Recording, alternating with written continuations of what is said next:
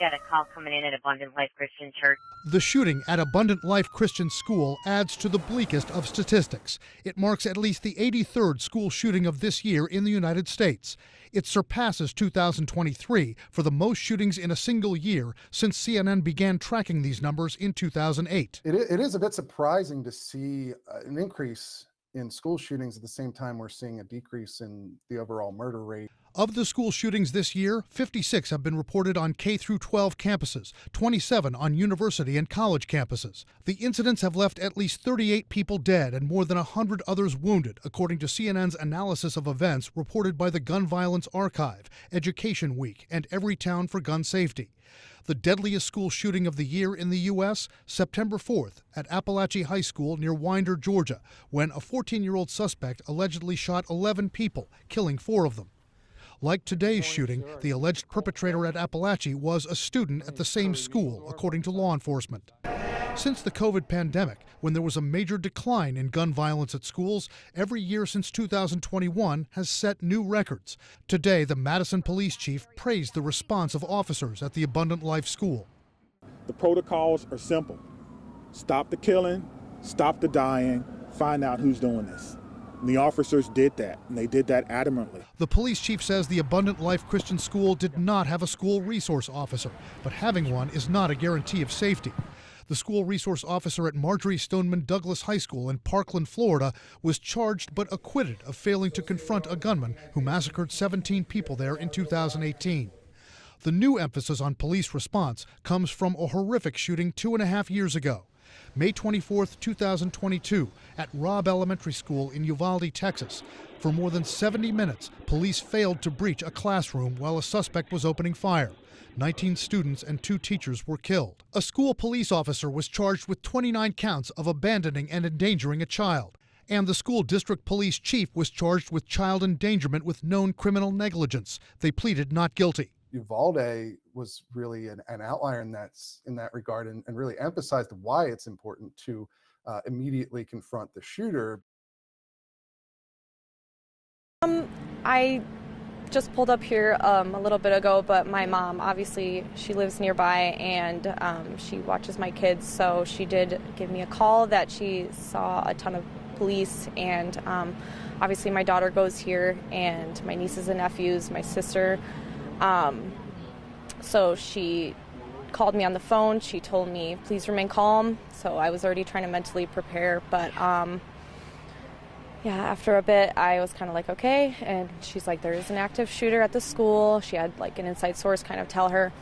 And I just bolted out, drove down here. I called my husband, and he made his way over here. Obviously, I couldn't get in, but I went around the back to my mom's house and talked with her. And like I said, my sister is involved with the school, so I was able to get a little bit of an inside take on what was going on. But she did tell me that they were okay.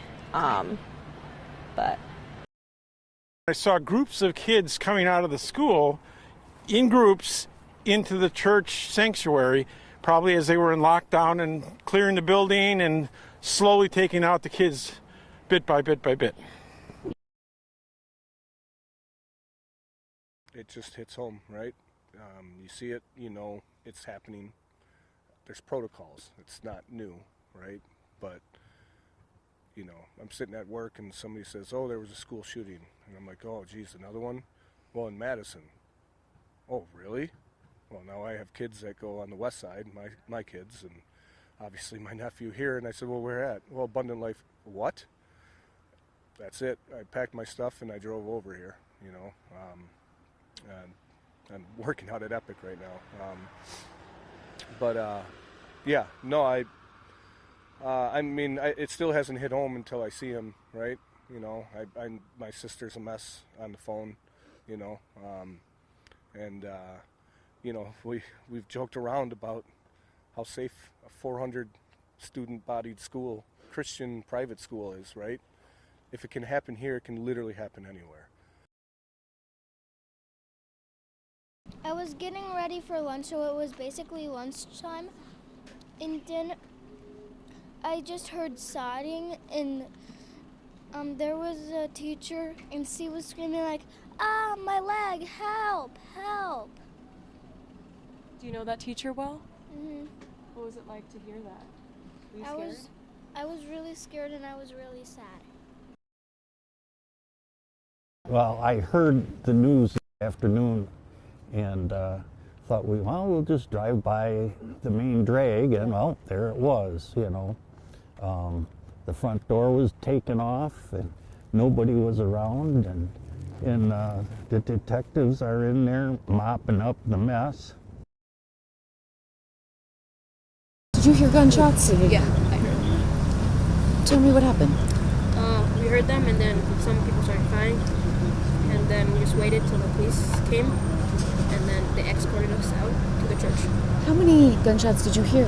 I heard 2. And what were you thinking? What are you thinking now? I was scared. Why did they do that? Why?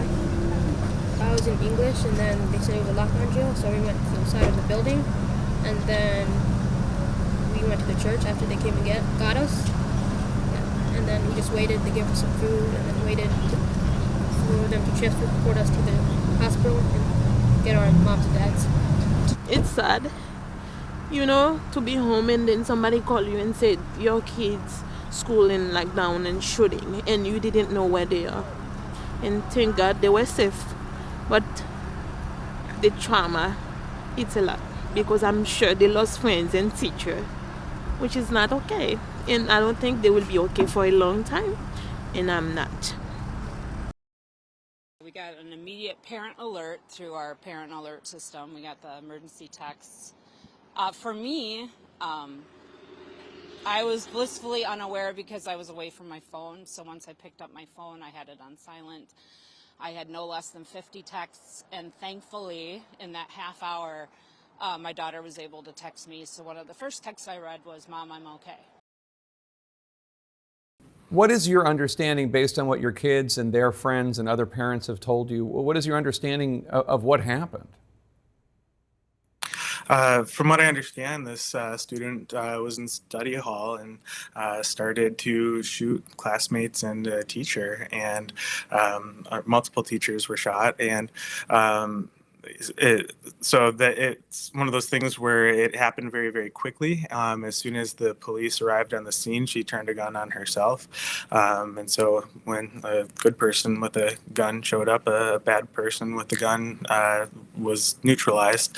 And so it's something that happened pretty quickly.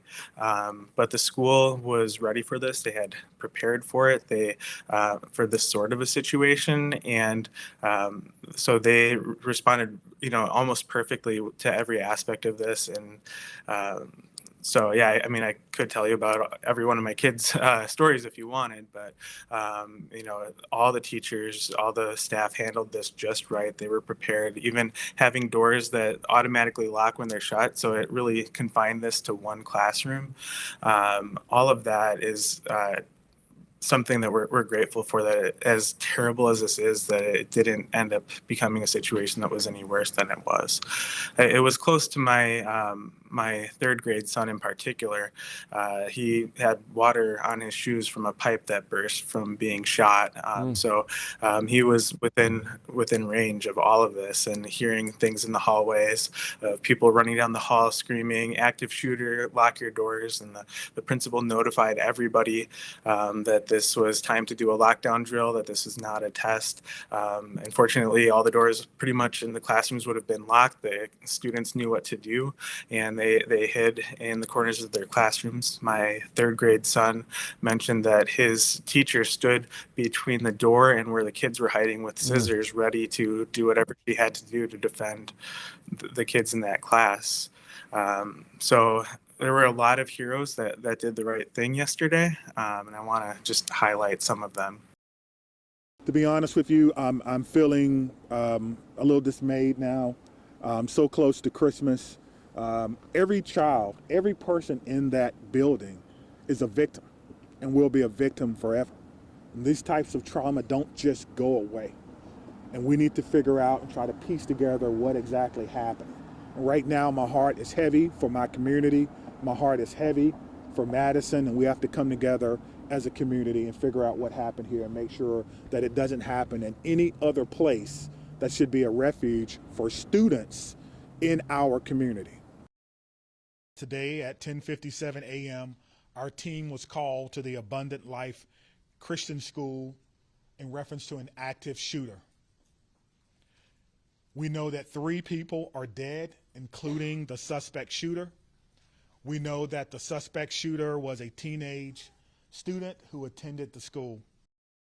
Many of you have asked me about the why of this. Why did this happen? What do we know? What was the motivation? I do not know. But I will tell you this, our detectives are working hard in the investigative process to find out as many answers as we can so that we can further prevent these things from happening, not only in this community, but in other communities around our country. 2 other people have died that died were a teacher and a teenage student. 6 other people were injured.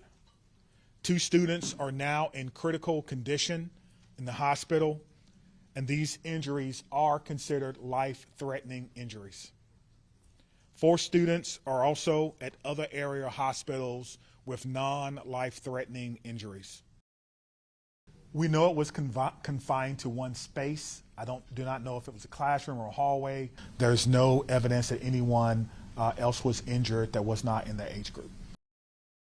I think you're asking me, how can I say 100% that no child will ever be harmed in school? I can't. No police chief can. But all I can tell you is that we have systems in place so that if something happens, we can respond like we did today. I can tell you that our mayor and our county exec has committed resources to not only public health, but also mental health. But the most important thing right now is to make sure that we are centering the victims and their families, and that we are doing whatever we can to support them and to help them heal, and to lift our entire community up through this difficult incident. I am on record that I think we need to do better in our country and our community to prevent gun violence. And I hoped that this day would never come in Madison. It is not something that any mayor, any fire chief, any police chief, any person in public office ever wants to have to deal with. As to a metal detector, no, we do not have. We do abide by the policy of visual scans every morning as students come into the building. So every student is visually scanned before they go into up to their locker spaces or into their classrooms. The reunification of students and their loved ones who survived this incident is complete.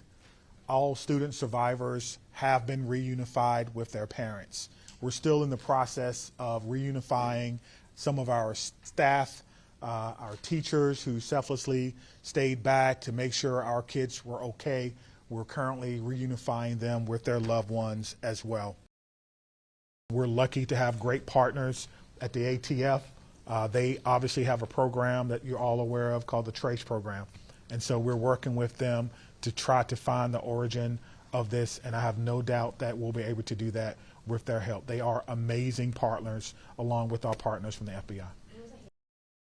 3 people, including the shooter, are dead. The shooter has now been identified as 15-year-old Natalie Rupnow, who went by the name Samantha. She was a student at the school, and evidence suggests she died from a self-inflicted gunshot wound. The official cause of death will be released by the Dane County Medical Examiner pending the conclusion of their examination. I don't know whether Natalie was transgender or not, and quite frankly, I don't think that's even important. I don't think that's important at all.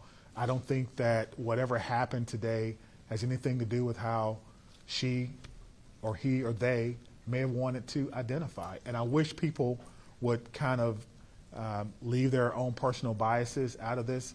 We have people who showed up to work today to help kids be better who are not going home.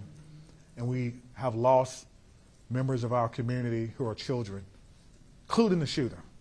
So whether or not she was, he was, they were transgender is something that may come out later.